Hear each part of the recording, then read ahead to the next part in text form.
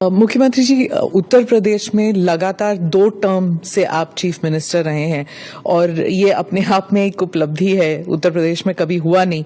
और आप longest serving chief minister भी हैं।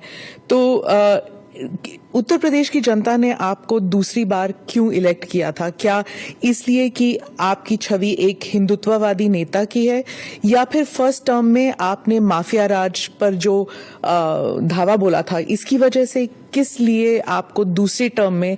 और क्या एक और सवाल इसमें, क्या आप हैट्रिक के लिए ट्राई कर रहे हैं? आप देखिए, मैं रहा नहीं हूं, मैं वर्तमान में भी चीफ मिनिस्टर हूं। और पिछले 8 वर्ष के अंदर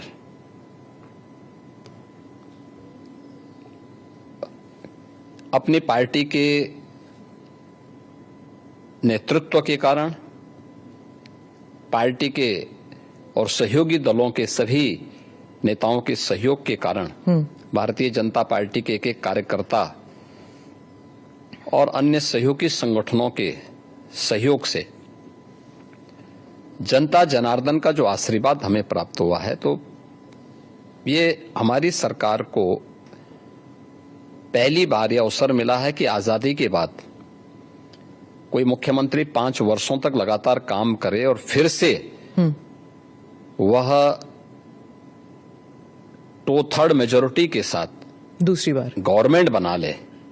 ये फर्स्ट टाइम हुआ था और यह भी उपलब्धि हमारे साथ जुड़ी थी। और पिछले 8 वर्ष से तो हम यहाँ सेवा कर ही रहे हैं। तो सेवा, सुरक्षा और सुशासन का जो मॉडल हमारी पार्टी का था, उसको प्रभावी ढंग से उत्तर प्रदेश में लागू करने के कारण आज जनता जनार्दन का व्यापक आशीर्वाद भारतीय जनता पार्टी के साथ में है, हमारे साथ में है। और लोकतंत्र में जनता जनार्दन का आशीर्वाद जिसके साथ में होगा वह सरकार में आएगा। तो ये SSS तो ट्रिपल टाइम सरकार, तो SSS तो उसी का उदाहरण है। तो फिर तीसरी बार के लिए भी आप कोशिश करेंगे? मैं कोशिश नहीं करूंगा, हमारी पार्टी कोशिश करेगी। पर चीफ मिनिस्टर तो आप ही बनेंगे ना? नहीं, मैं क्यों बन सकता हूं? भारतीय जनता पार्टी का कोई भी कार्यकर्ता बन सकता है। अच्छा, क्योंकि ऐसी अटकलें लगाई जा रही थी, क्योंकि आपने कहा था कि जब आप पहले टर्म में आपको कुछ अफसर ने कहा था कि आप अयोध्या मत जाइए, विवाद हो सकता है, और आपने कहा कि अगर सत्ता चली भी जाए तो कोई बात नहीं। अब आपने ये 2-3 बारी कहा कि सत्ता चली जाएगी, त्याग देंगे। जब ऐसी बातें होती है तो फिर अटकलें लगाई जाती है कि शायद योगी जी दिल्ली की तरफ देख रहे हैं, या फिर दिल्ली से न्योता आया है। देखिए, ये उदाहरण उन प्रसंगों को लेकर के होते हैं जहां पे विरासत को आगे बढ़ाने का एक जज्बा सामने आता है। 2017 के पहले अयोध्या की क्या स्थिति थी, हर एक व्यक्ति जानता था। एक जद्दोजहद के साथ जब हम लोग उस समय अयोध्या की यात्रा करते थे तो बहुत सारे बैरियर हुआ करते थे, बुनियादी सुविधाओं का अभाव था, और अयोध्या अपनी पहचान के लिए मोहताज थी। 2017 में भारतीय जनता पार्टी की डबल इंजन की सरकार उत्तर प्रदेश में बनी, और उत्तर प्रदेश में सरकार बनने के बाद उन चुनौतियों से भी हमें का भी सामना करना था।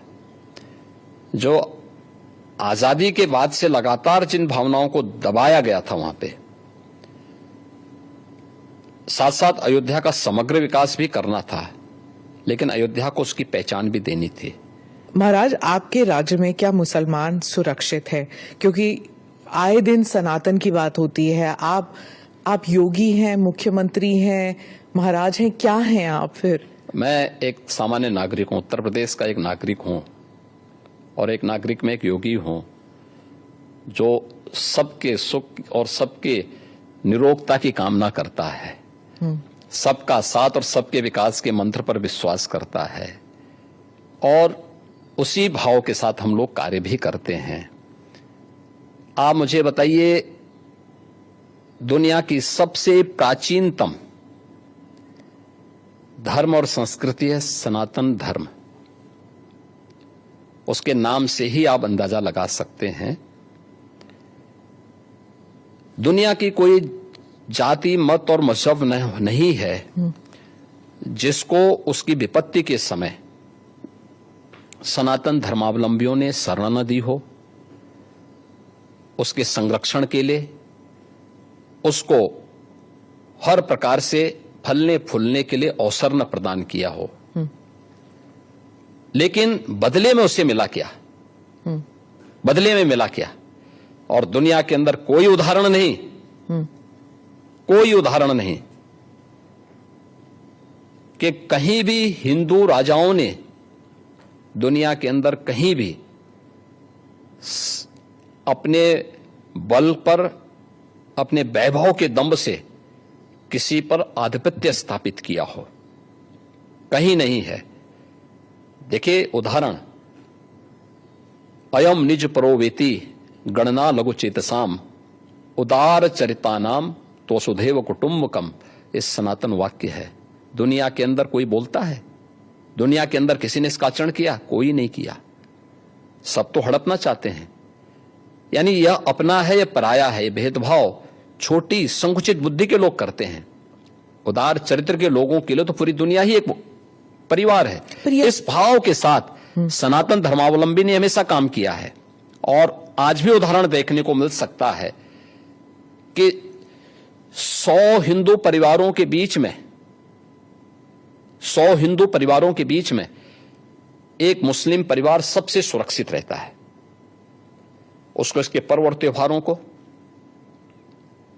उसको अपने सभी मजहबी कर्मों को करने के लिए, या जिस मत और मजहब या संप्रदाय या सेक्ट का अनुयायी होगा उसको उस परंपरा के अनुसार अपने सारे धार्मिक मान्यताओं या उपासना विधि को पूरी स्वतंत्रता होती है। लेकिन मैं कहता हूं 100 परिवारों के बीच में, एक हिंदू की बात तो दूर करिए, 100 मुस्लिम परिवारों के बीच में 50 हिंदू सुरक्षित रह सकता है क्या? नहीं रह सकता। अब बांग्लादेश आपके सामने उदाहरण है, इससे पहले पाकिस्तान उदाहरण था, अफगानिस्तान में क्या हुआ था। ये चीजें दिखाती हैं और होशियारी यही है कि कहीं धुआं उड़ रहा हो या किसी को ठोकर लग रही हो तो हमें ठोकर लगे इससे पहले हम संभल जाएं। तो वही संभलने के लिए बोला जाता है। हम तो सबके बीच सबको समान भाव से देख रहे हैं। उत्तर प्रदेश में मुसलमान सबसे ज्यादा सुरक्षित है, सबसे ज्यादा सुरक्षित है। अगर हिंदू सुरक्षित है तो वह भी सुरक्षित है। अगर दंगे यहां यूपी में होते थे जो 2017 के पहले, अगर हिंदू की दुकान जलती थी तो मुसलमान की भी जलती थी, हिंदू का घर जलता था तो मुसलमान की भी जलती थी।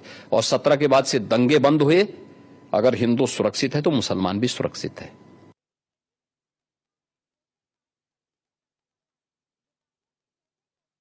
वो कहते हैं आपको हिस्ट्री के बारे में कुछ पता नहीं है। राणा संगा के बारे में उन्होंने कहा कि वो थे जिन्होंने बाबर को न्योता दिया था। आप जानते नहीं हैं अपनी विरासत के बारे में। हिस्ट्री ये लोग जानते हैं, हिस्ट्री यही लोग जानते हैं जो जिन्ना को महिमामंडित करते हैं। हमें याद है इसी उत्तर प्रदेश में हम लोग लौह पुरुष सरदार वल्लभ भाई पटेल की unity, run up for unity के कार्यक्रम के साथ जुड़ रहे थे। हमने पूरे प्रदेश वासियों को इसके लिए आमंत्रित किया था। सरकार भी थी, भारतीय जनता पार्टी भी थी, सभी दलों को हमने आमंत्रित किया था। एक तरफ सरदार वल्लभ भाई पटेल जो भारत की एकता के आदर्श हैं, भारत की एकात्मता के शिल्पी हैं, हम उनके प्रति श्रद्धा का भाव व्यक्त कर रहे थे। और ये लोग जिन्ना को महिमामंडन कर रहे थे। तो ये वही कैटेगरी है, ये वही ब्रीड है जो बाबर से लेकर के औरंगजेब तक और जिन्ना तक को महिमामंडन करते हैं। तो देश के प्रति इनके भाव क्या होंगे, भारत की विरासत के प्रति इनके भाव क्या होंगे, भारत के महापुरुषों के प्रति क्या इनके भाव क्या होंगे, ये अंदाजा इसी से लगाया जा सकता है। और ये लोग अवसरवादी भी हैं, इनको पलटी मारने में कोई देर नहीं लगेगी। भाई आज कर रहे हैं तो कहीं वोट लेना होगा, तो उनके कुछ नेताओं ने बयान देने शुरू किए हैं कि अब जो लॉस हो रहा है और जो कटघरे में खड़े हुए हैं, ठीक है, तो उसके बारे में इन्होंने कहना शुरू कर दिया, नहीं साहब ये तो जो है उन्होंने गलत बोला है, और ये तो राष्ट्रीय महापुरुष थे, राष्ट्र नायक थे। राणा सांगा के इतिहास को अगर इन्होंने पढ़ा होता, और महान योद्धा जिसके शरीर के घाव इस बात को बताते थे कि इन्होंने भारत की धर्म और संस्कृति को बचाने के लिए उस समय किस प्रकार के पराक्रम का परिचय दिया था। ये महाराणा प्रताप, महाराणा सांगा, छत्रपति शिवाजी महाराज और गुरु गोविंद सिंह के बारे में ये लोग बताएंगे? इतिहास के बारे में लोग क्या जानते हैं? जो औरंगजेब और बाबर की पूजा करते हो, जो जिन्ना को अपना आदर्श मानते हो, इन लोगों से इसकी उम्मीद नहीं की जा सकती है। योगी जी, आपने डबल इंजन सरकार का जिक्र किया। अखिलेश जी कहते हैं डबल इंजन क्या, अब तो इंजन एक दूसरे को नमस्ते तक नहीं करती। हाँ, देखिए, ये उनके संस्कार थे। हमारे यहां हम विरासत को सम्मान दे करके अपनी वर्तमान लीडरशिप को भी सम्मान करते हैं और अपने पूर्वजों के प्रति भी सम्मान का भाव रखते हैं। लेकिन जिनके आदर्श औरंगजेब हों तो उनका आचरण भी उसी प्रकार का जरूर होगा, और लोगों ने देखा भी अपनी आंखों से। आप क्यों कहते हैं कि उनका औरंगजेब उनके लिए आदर्श हैं? क्योंकि वो औरंगजेब को महिमा मंडित कर रहे हैं।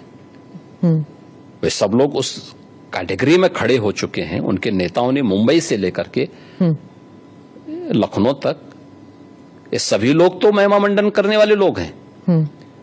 तो जिनका जैसा आदर्श होगा तो वैसे ही उनका स्वयं का चरित्र भी होगा। यही तो हमारी संस्कृति भी कहती है, शिवो भूत्वा शिवम यजेत। तो जो जिसकी पूजा करेगा उस जैसा ही बनता है। हम राम को आदर्श मानते हैं, कृष्ण को आदर्श मानते हैं, शिव को आदर्श मानते हैं, उनकी पूजा करते हैं, तो स्वाभाविक रूप से उनके अच्छे गुण भी हमारे अंदर उनकी कृपा से समाहित होते हैं। जो औरंगजेब को, बाबर को अपना आदर्श मानता होगा तो उन जैसे गुण भी उनके अंदर देखने को मिलेंगे, और ये आचरण लोगों ने अपनी आंखों से देखा भी है। योगी जी, एक और सवाल है वक्फ अमेंडमेंट बिल को लेकर। वो संसद में टेबल होने वाला है, और आप क्या समझते हैं इसके बारे में? क्योंकि कुछ लोग मानते हैं, खासकर मैं फिर से ओवैसी साहब का ही नाम लूंगी, कि बीजेपी जो है वो इस बिल के नाम पर मस्जिदों पर कब्जा करना चाहती है, और भारत के मुसलमान जो हैं अब खतरे में है क्योंकि इबादत की जगह नहीं मिलेगी उन्हें। देखिए, भाजपा मस्जिद में कब्जा करके क्या करेगी? मंदिर ढूंढेगी। ये मुझे लगता है कि गुमराह कर रहे हैं। वक्फ के नाम पर आखिर कितना जमीन कब्जा करोगे?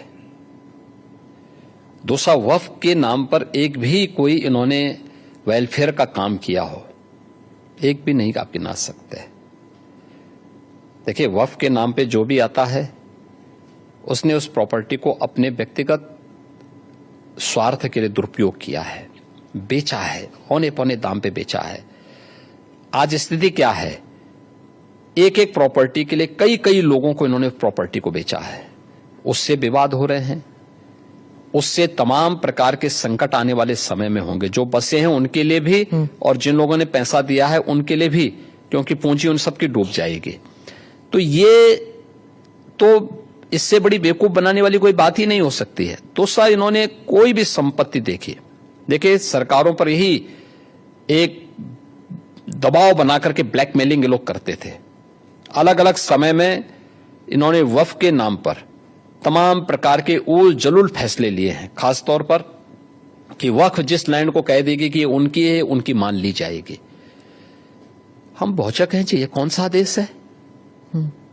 आपको इस पावर किसने दे दी है कि आप किसी भी प्रॉपर्टी को कब्जा कर लेंगे? आप किसी भी स्थल को कब्जा कर लेंगे, किसी भी सार्वजनिक भूमि पे कब्जा कर लेंगे? तो ये नहीं हो सकता है। ये वक्फ संशोधन अधिनियम जेपीसी ने जो अपनी सिफारिश की है, ये आज की आवश्यकता है, और इसको समयबद्ध तरीके से आगे बढ़ना चाहिए। और मुझे लगता है देश के हित में भी होगा, मुसलमानों के हित में भी होगा।